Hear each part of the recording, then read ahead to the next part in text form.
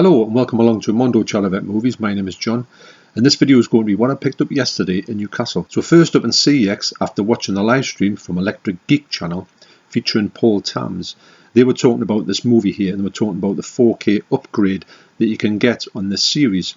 And this piqued my interest. Now this is one of those things where you think it must be fate, because the night before, literally the night before, I'd been heard them talking about this, so I thought, I'll keep an eye out for that. And lo and behold, this was here. So when I picked up this disc, the case was actually smashed at the top corner. It was a right mess. And just thought, there's no way I'm going to pick that up and get this with this damaged case, especially for the money I'm going to pay. So what I did was, luckily the stickers come off no problem. I took the stickers off, I took them off another box and swapped them over, and I put that box back on the shelves. So what I picked up for £8 on 4K was Ghostbusters 2. Now, the reason why I got this was because on that stream, Tambs was saying that I have got from my good friend Martin Geary.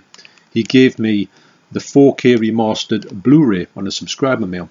Now, I'll put this on and this looks pretty good. It looks better than I thought it would, and it does look better than the previous Blu Ray.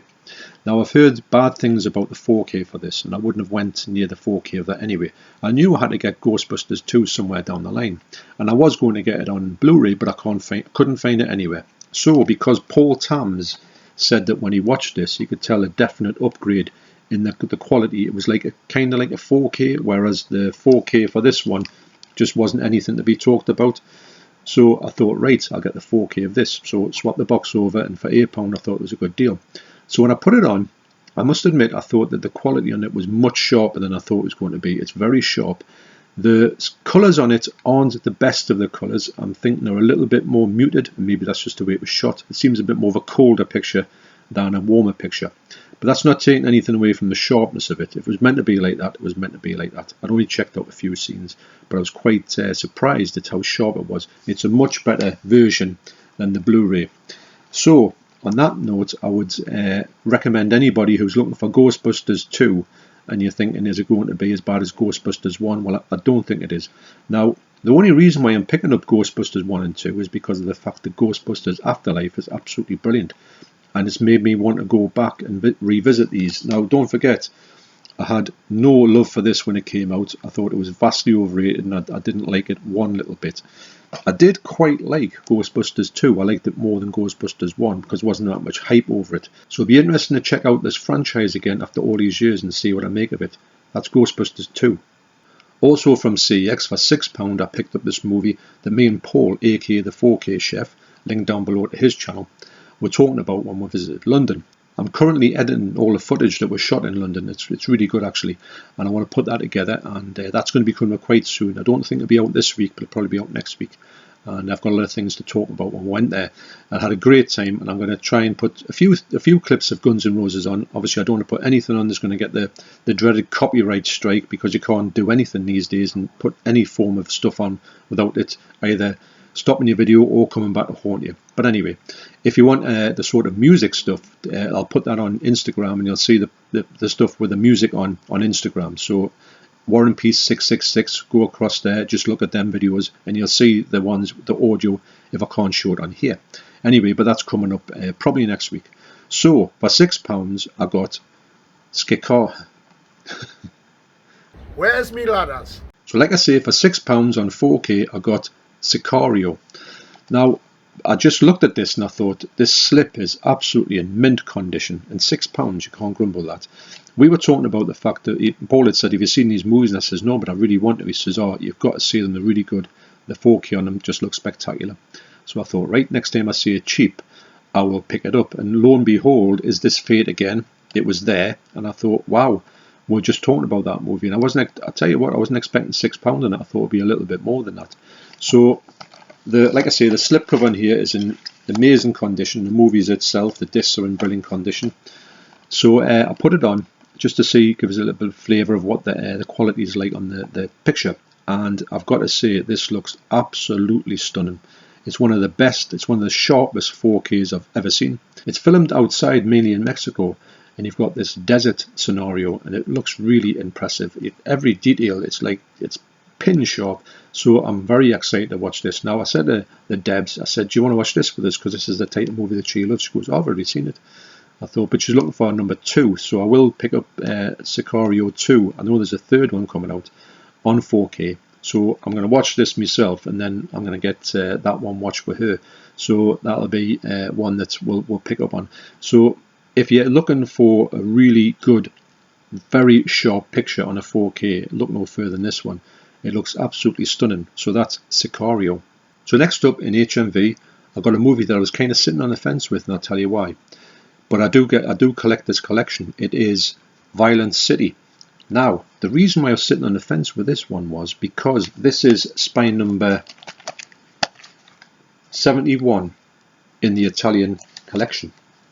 Now, previously, I'm going to go back to spine number 63 in the collection. Used to always come like this. Italian collection, that's how they always were. And that's what they had. But they had slip covers on, and I was collecting all the slip covers, and I want to keep them in perfect condition. That picture on there is absolutely brilliant. But then after this, on 64, they morphed into this setup, where it was more of a special edition, and they carried on for a few ones till number 70. Now, when this one came out, I thought, hang on a minute, what's going on here? So really, you've got this kind of look where on the shelves, this is what happens. And you kind of think, hang on a minute, I've got, we're getting a lot of, like, it's not as uniform as it used to be. So I thought they made a mistake, and maybe there was like, this was the not the limited edition, but it was the normal one, but it's not, it is the limited edition. So anyway, I don't know, I hope, well, if they're going to keep on going, just going like this isn't a problem. But I don't want them to see kind of putting these ones in the middle, and it just, the uniformity would be lost. I love these editions, I think absolutely brilliant, and I wish they'd continued with it, but if they don't, they don't. Maybe it's got something to do with their cost, I don't know. So anyway, so that's why I sat on the fence with this a long time. I would have bought this day one, but for the reason of checking out to see what the box was all about, that's made me put this on the back burner for a bit. But that's got stunning artwork. Actually, the artwork in this set is absolutely next level. So it's got reversible art. Now the picture on here, I think it just looks amazing. The artwork on there is just so good.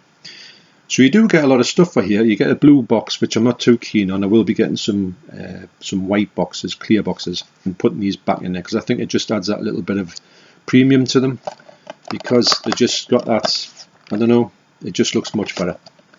So in here you get a few things.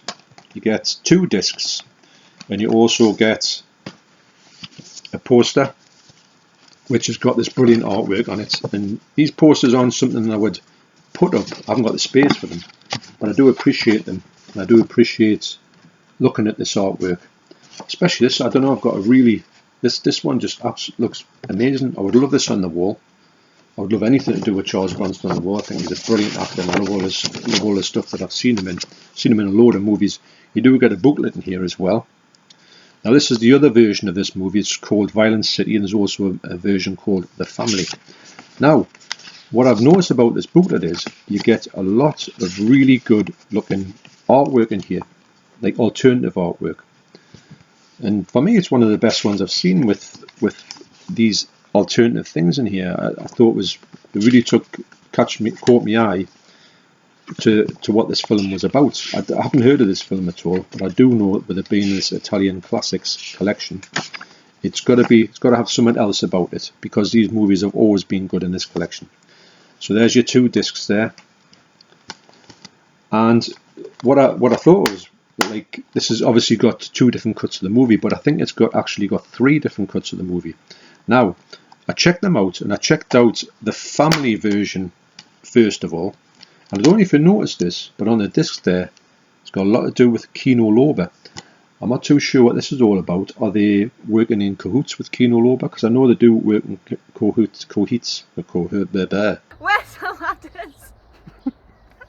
conjunction with Vinegar Syndrome.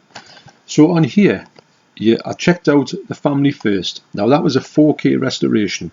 So I put it on thinking, oh, this is going to look really good. And it looks absolutely garbage. Now, the way it looks garbage is because the print is just scratched to bits. Now, I'm not too bothered about that. The picture itself is nice and sharp, But wow, I was thinking, this can't be a 4K remaster. Now, don't forget that some of these 4K remasters, if they don't clean them up, they've got to clean them up as well. So anyway, I went to the other disc, which is the Violent City disc, and they've got two cuts of the movie on there. They've got a 2K version, they've got a 4K version. So I thought, right, the 2K version might look all right, and the 4K version might be scratched to bits. I put the 2K version on, and it looked exceptional. Looked really, as you would expect these movies to look, like pin sharp and beautiful. The colours just looked excellent. I put the 4K version on, and the 4K does look amazing as well. The colour correction on it looks a little bit different to the 2K one, but the 4K one is in Italian language. Now, I would definitely watch the 2K one first, and then I'll probably go to the 4K one, in the English 4K one that's like scratched to bits, just to see what the difference is. I'm not too sure about what they've got and what differences are, but I'm interested to find it out.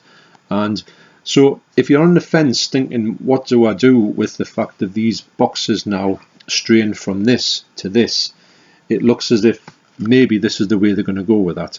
They put it back to the way it was. I don't really understand why. It's probably a cost thing, most things are, but it's a shame that they've done that. But if they have that, you can't do anything about it. So the other thing is, if you sit too long for these, you missed out on these slipcovers. So word of warning there. If you want to create the best versions of these, this collection, which I do because I love this collection, it is my favourite collection. So if they do change it, that's just the way it goes. So that's Violent City.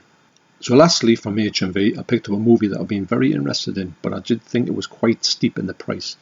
I didn't understand why it was so pricey because of the fact it's not 4K, it's just a normal Blu Ray.